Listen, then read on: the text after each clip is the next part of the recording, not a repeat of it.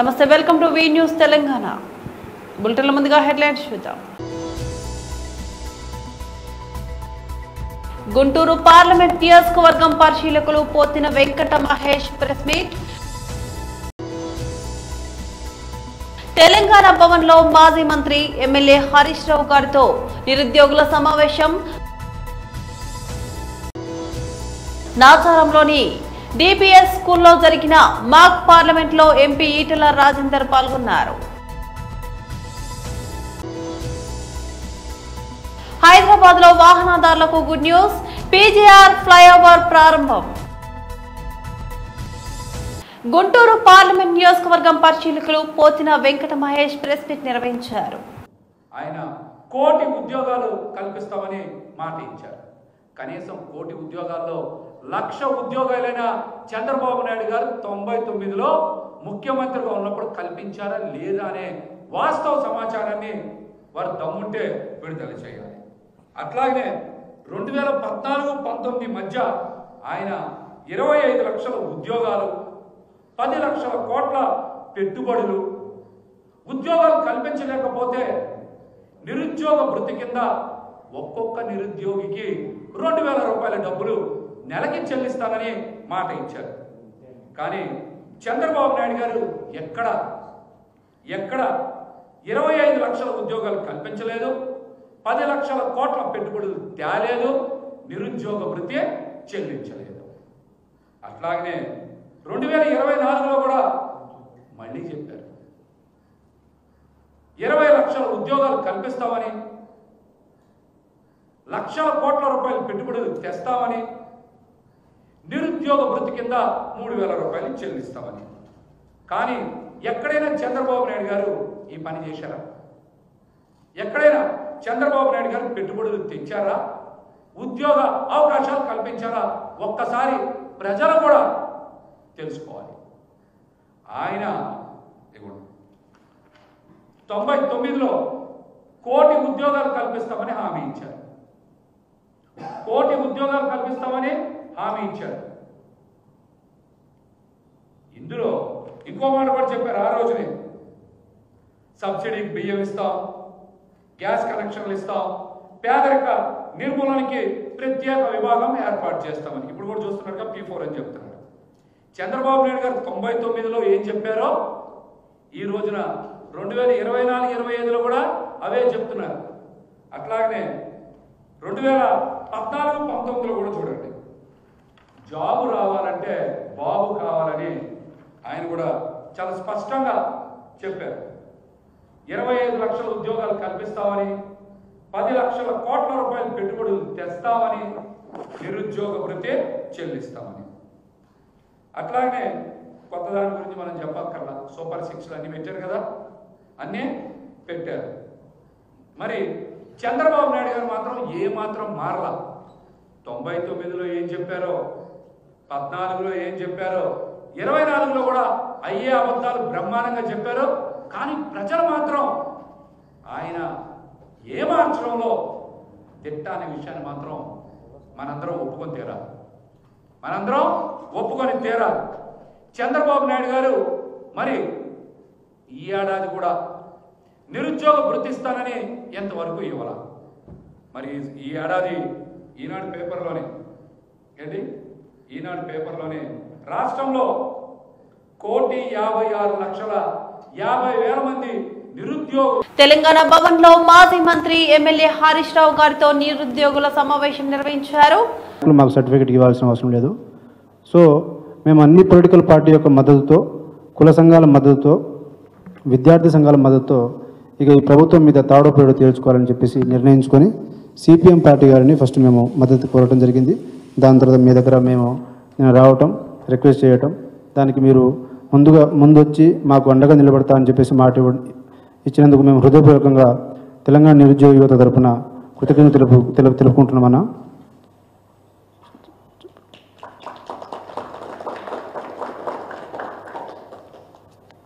అన్న, ఇక్కడ నేను మాట్లాడడం కంటే ప్రతి నిరుద్యోగి వాళ్ళు ఎన్ని రోజులు, ఎన్ని కష్టాలు, ఎక్కడెక్కడి నుంచి, ఎట్లెట్లా, ఏ జిల్లా నుంచి వచ్చినారో వాళ్ళతో మాట్లాడిపించాలనేదే మా యొక్క ప్రయత్నం అన్న. సో ఇప్పుడు రవి రాథోడ్ గ్రూప్ 1 అభ్యర్థి మాట్లాడాల్సిందిగా కోరుతున్నాం. ముందుగా నా పేరు రవి రాథోడ్ సార్. నాది కడతాల్ మండల్. నేను గ్రూప్ 1 ఆస్పిరెంట్ సార్. ఫస్ట్ ఇక్కడ హరీష్ అన్న గారికి, శ్రీనన్న గారికి అందరికి ధన్యవాదాలు. ముందుగా ఏంటంటే మా డిమాండ్స్ ఏంటంటే సార్, ఈ 2 లక్షలతో జాబ్ క్యాలెండర్ ఖచ్చితంగా విడుదల చేయాలి. లేని పక్షంలో ఈ యొక్క స్థానిక ఎలక్షన్లలో ఆ లోపు నోటిఫికేషన్ అన్నీ విడుదల చేయాలనేటువంటిది ఫస్ట్ డిమాండ్ సార్ మాది. ఇది కాంగ్రెస్ పార్టీకి హెచ్చరిస్తూ ఉన్నాం. ఎందుకంటే ఆనాడు అపోజిషన్లో ఉన్నప్పుడు కాంగ్రెస్ పార్టీ ముఖ్య నేత రాహుల్ గాంధీ గారు మా దగ్గర చిక్కడపల్లి లైబ్రరీకి వచ్చి మాకు మభ్యపెట్టి ఎన్నో మాయా మాటలు చెప్పి వాళ్ళ సైడ్ తిప్పుకొని వాళ్ళు గెలిచిన తర్వాత ఇప్పుడు మాకు అపాయింట్మెంట్ కూడా ఇవ్వట్లేదు. దాంతోపాటు యూత్ డిక్లరేషన్ అని చెప్పి ప్రియాంక గాంధీ గారు ఇచ్చారు. యూత్ డిక్లరేషన్లో ఇచ్చినటువంటి అన్ని హామీలన్నీ తుంగలో తొక్కేసారు. దాంతోపాటు రేవంత్ రెడ్డి గారు కూడా ప్రెస్ మీట్లు పెట్టేసి మా గురించి చాలా మాట్లాడారు, కానీ మమ్మల్ని పట్టించుకోవడం లేదు. సో ఇప్పుడు హరీష్ అన్నే మాకు శరణ్యం అని చెప్పి మేము కోరుకోవడానికి వస్తూ ఉన్నాం ఇక్కడికి. దాంతోపాటు పదే పదే రేవంత్ రెడ్డి గారు మీరు ఇచ్చినటువంటి నోటిఫికేషన్ ఎంత, మీరు ఇచ్చినటువంటి జాబ్ ఎంత అనేటువంటిది మీరు తెలుసుకోవాలి. ఇప్పుడు రేవంత్ రెడ్డి గారు ఇచ్చింది 11,000 ఉద్యోగాలు మాత్రమే సార్, కానీ 60,000 ఉద్యోగాలు ఇచ్చిన అనే పదే పదే పదే చెప్పి మా నిరుద్యోగులను చాలా 11,000 ఉద్యోగాలు మాత్రమే సార్, కానీ 60,000 ఉద్యోగాలు ఇచ్చిన అనే పదే పదే పదే చెప్పి మా నిరుద్యోగులను చాలా బాధకు గురి చేస్తాము సార్. ఆ విషయం అయితే ప్రతి సభలో అంటే ఒక సామెత ఉంటుంది కదా సార్, ఎవరికో పుట్టిన బిడ్డను నా బిడ్డ అని చెప్పుకొని నాచారంలోని డిపిఎస్ స్కూల్లో జరిగిన మాక్ పార్లమెంట్ లో ఎంపీ ఈటెల రాజేందర్ పాల్గొన్నారు. మనం ఇవాళ అనుభవిస్తున్న ఈ స్వతంత్ర ఫలాలు ఊరికే వచ్చింది కాదు. ఒక మానవుడు అంటే ఒక తత్వవేత్త అంటాడు, అడగకుండా వచ్చేది నీళ్ళ లాంటిది, అడిగితే వచ్చేది పాల లాంటిది, పోరాటం ద్వారా వచ్చేది రక్తం లాంటిది అంటాడు. భారతదేశానికి మన స్వతంత్రం పోరాటం ద్వారా వచ్చింది, రక్త తర్పణాల ద్వారా వచ్చింది, త్యాగాల పునాదిని ఏర్పడి తప్ప ఏదో బతలాడుకుంటే వచ్చిన స్వతంత్రం కాదని మీకు అర్థమవుతుంది. దానిలో అహింసా ఉద్యమాలు కావచ్చు, మీలాంటి యువకుల చెంప కొడితే రెండవ చెంప చెల్లు నడిపించాలనుకుంటే చైతన్యం కావచ్చు, అనేక రకాల ఉద్యమాలకు శ్రీకారం చుట్టింది. అందులో మనం పదే పదే ప్రస్తావించుకునే ఒక అంశం ఉన్నది. భగత్ సింగ్ గురించి, రాజగురు, సుఖ్దేవ్, ఆజాద్, చంద్రశేఖర్ లాంటి వాళ్ళ పిల్లల చరిత్ర కూడా మనం చదువుకుంటాం. రేపటి ఆ విద్యార్థులకి, ఇవాటి యువతకి, రేపటి యువతకు కూడా, రేపటి విద్యార్థి లోకానికి కూడా అదొక స్ఫూర్తి ప్రదాతకమైన అంశం. అనేక ఉద్యమాలు జరిగినాయి. దాంట్లో ఒక ఉద్యమం జలియన్వాలా బాగ్. పంజాబ్లో మాకు స్వతంత్రం కావాలని చెప్పి ప్రజాస్వామ్యబద్ధంగా ఒక గొప్ప సభ ఏర్పాటు చేసుకుంటే ఆ సభ మీద జనరల్ డయర్ ఫైరింగ్ ఆర్డర్ ఇచ్చి కొన్ని వందల మంది భారత మాత బుద్ధ బిడ్డల్ని కాల్చి చంపడం జరిగింది. అది చుట్టూ పారుగా ఉంటే మీరు కూడా చూడొచ్చు. రెండో జవాలు ఉంటాయి. బయటికి పోలేక చాలా మంది బావిలో కూర్చుని కూడా చనిపోయినటువంటి చెప్పి మనం చూస్తాం. అప్పుడు తెల్లవారు ఆ జలియన్వాలా బాగ్ అక్కడ తడిసిన మట్టి, రక్తంతో తడిసిన మట్టిని ఇక్కడ మట్టిని తీసుకొని భగత్ సింగ్ ప్రమాణం చేస్తాడు. అప్పుడు ఆయన వయసు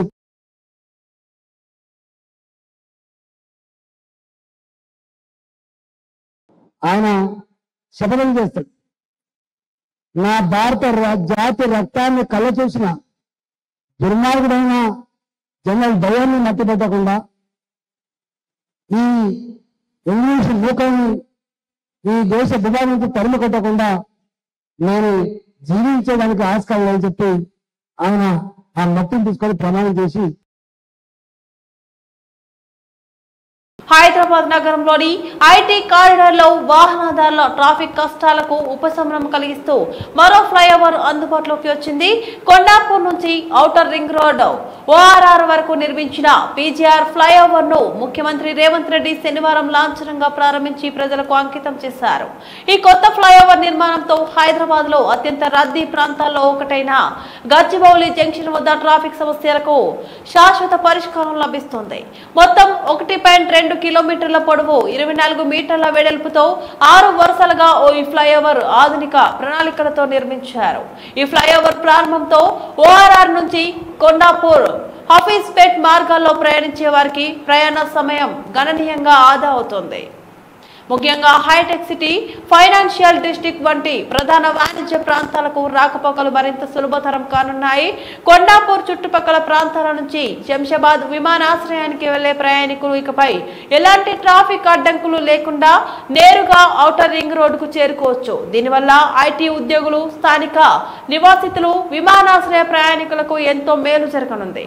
ఈ ప్రారంభోత్సవ కార్యక్రమంలో ముఖ్యమంత్రి రేవంత్ రెడ్డితో పాటు రాష్ట్ర మంత్రులు పొన్నం ప్రభాకర్, శ్రీధర్ బాబు, ప్రజాప్రతినిధులు, అధికారులు పాల్గొన్నారు.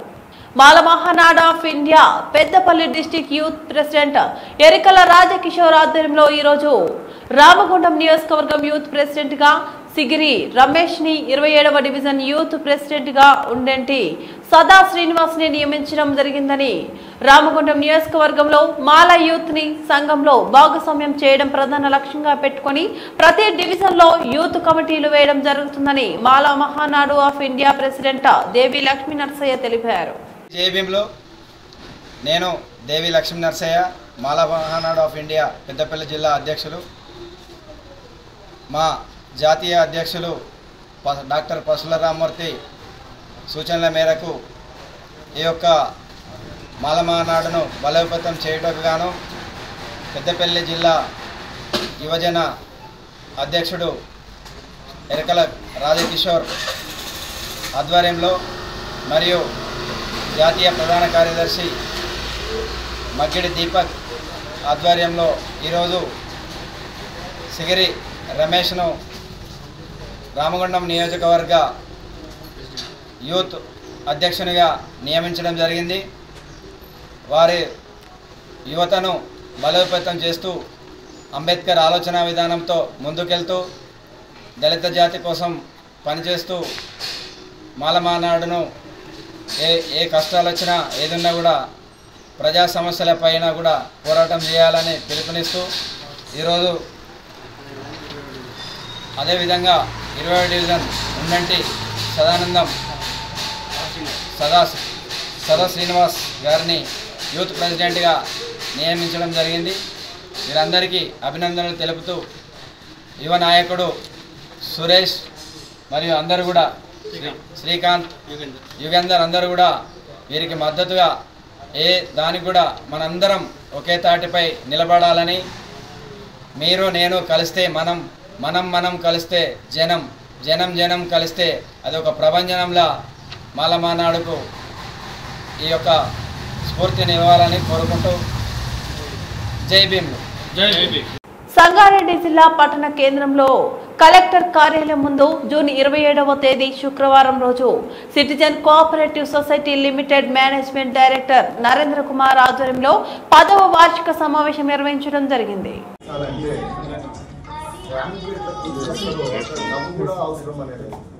ఆ డబ్బు అనేది మామూలు పరిభాషలో మామూలు పబ్లిక్ పైసలు ఎక్కడ ఉంటాయి అని అడిగితే బ్యాంకులలో ఉంటాయి లేదా ఏటీఎంలో. కాబట్టి ఇక్కడ 10 years క్రితము బ్యాంకు ఓపెన్ అయినప్పుడు గోపాల్ సార్ అప్పుడు సభ్యులు లేకూరి నేను ఒక 250 మంది సభ్యులు ఇచ్చింది. కొత్తపల్లి నర్సింహులు అని వాళ్ళ కొడుకు నాకు ఆ సార్ను పట్టుకొని సంజీవయ్య జిల్లా అధ్యక్షుడు ఇంకొక సార్ను పట్టుకొని మామూలు పబ్లిక్ అందరికీ వెళ్తుంది. అయితే బ్యాంకు కస్టమర్లు అనేవాళ్ళు దేవుళ్ళతో సమానం. సరే సర్వీస్ బాగుంటే మిమ్మల్ని దేవుళ్ళు అంటాం సార్, సర్వీస్ బాగాలేకపోతే ఏమో అని కూడా అంటాం. అంటే బ్యాంకు వచ్చినటువంటి కస్టమర్కు ఎలాంటి ఇబ్బంది కలగకుండా సేవలు అనేటివి చేస్తూ ఉంటే అరే మన బ్యాంకు సిటిజన్ బ్యాంకు పోతే ఆదివారం రోజు కూడా మాకు డబ్బులు అక్కడ తీసుకోవడానికి వీలైంది. ఏటీఎం పోతాం సార్, డబ్బులు రావడం లేదు. అప్పుడు మానసికంగా కొంచెం విసుగుంటాం సార్. మానసికంగా ఏమైతుంది, అరే ఏటీఎం పెట్టి ఎప్పుడు డబ్బులు లేవు అంటే మీరు సండే రోజు కూడా డబ్బులు ఇస్తున్నారు కాబట్టి మీరు ఒక రకంగా వేరే బ్యాంకులతో పోల్చుకున్నప్పుడు గొప్పవాళ్ళే. ఎందుకంటే అతను వసంతం వంటి వాడైతే కోయిలలు ఎందుకు రావు, మట్టిలో అతను విత్తనంలా ఉంటే తొలకరి ఎందుకు పలకరించదు. మంచికి మన ద సిటిజన్ కోఆపరేటివ్ సొసైటీ మారు పేరు అయితే లోకమంతా మీ చుట్టేది కదా.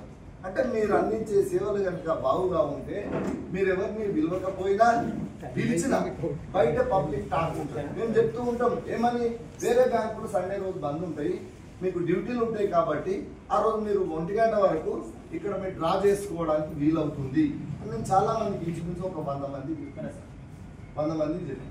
అందుకనే ఇప్పుడు ఇక్కడ ఉన్న మిత్రులు ఇద్దరు అడిగారు, అంటే మాకు కూడా బెనిఫిట్స్ ఉండాలి సార్. మీరు సర్వీస్ చేసి దీన్ని 12% గ్రోత్ సాధించారు అని మన పెద్దలు చెప్పేది ఇంతకు.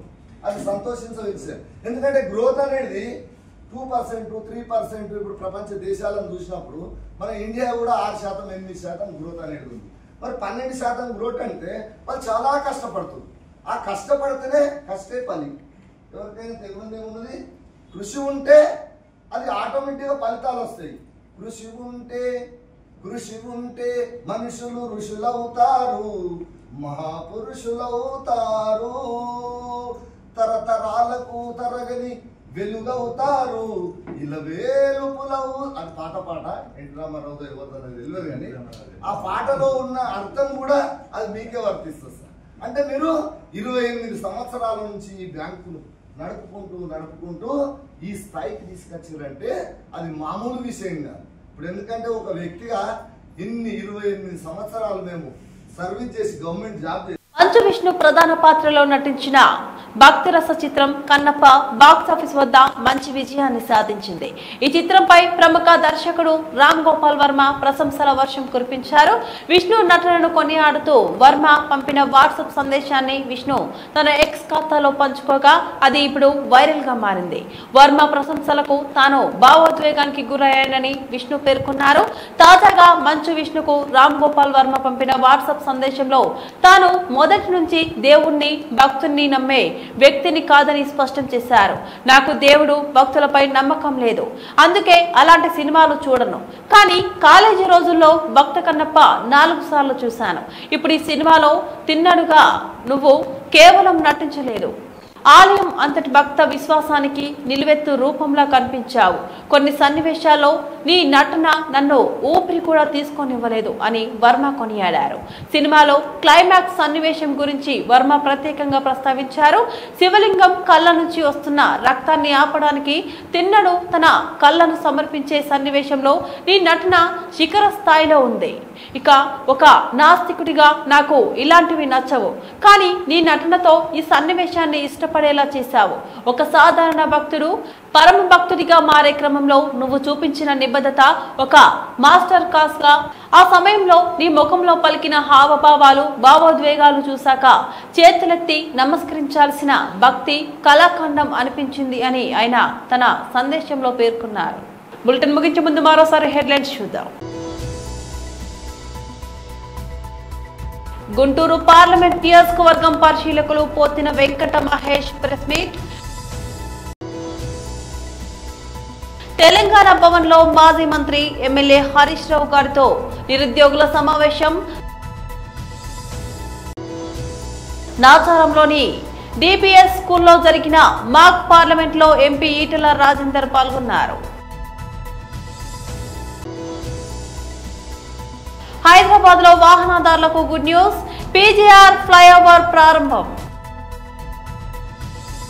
ఇవి బులెటిన్ అప్డేట్స్. మరో బులెటిన్ లో మళ్ళీ కలుద్దాం. అంతవరకు సెలవు, నమస్తే.